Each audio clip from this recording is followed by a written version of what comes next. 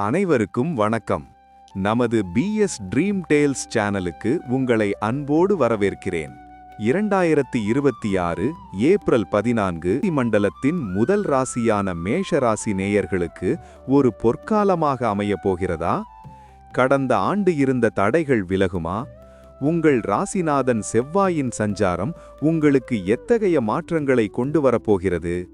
பலன்களையும் நீங்கள் செய்ய வேண்டிய சக்தி வாய்ந்த பரிகாரத்தையும் இந்த வீடியோவில் விரிவாக பார்ப்போம்.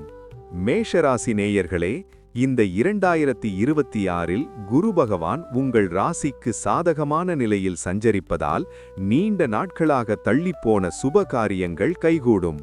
குறிப்பாக நீங்கள் வேலையில் இருப்பவராக இருந்தால் பதவி உயர்வு மற்றும் சம்பள உயர்வு கிடைக்க அதிக வாய்ப்புள்ளது. தொழில் செய்பவர்களுக்கு புதிய கிளைகளை தொடங்கும் யோகம் உண்டு. சனி பகவான் உங்கள் ராசிக்கு 12இல் இருப்பதால் தேவையற்ற அலைச்சல்கள் இருக்கலாம், ஆனால் இறுதியில் வெற்றி உங்களுக்கே. குடும்பத்தில் மகிழ்ச்சி நிலவும். கணவன் மனைவி இடையே இருந்த கருத்து வேறுபாடுகள் நீங்கும். மாணவர்களுக்கு படிப்பில் அதிக கவனம் தேவைப்படும் காலம் இது. ஆரோக்கியத்தை பொறுத்தவரை உணவு பழக்கத்தில் சிறு கவனம் செலுத்தினால் பெரிய பாதிப்புகள் ஏதும் இல்லை. மேஷராசி நேயர்கள் இந்த ஆண்டு முழுவதும் நற்பலன்களை பெற செவ்வாய்க்கிழமைகளில் அருகில் உள்ள முருகப்பெருமான் கோவிலுக்குச் சென்று தரிசனம் செய்யுங்கள்.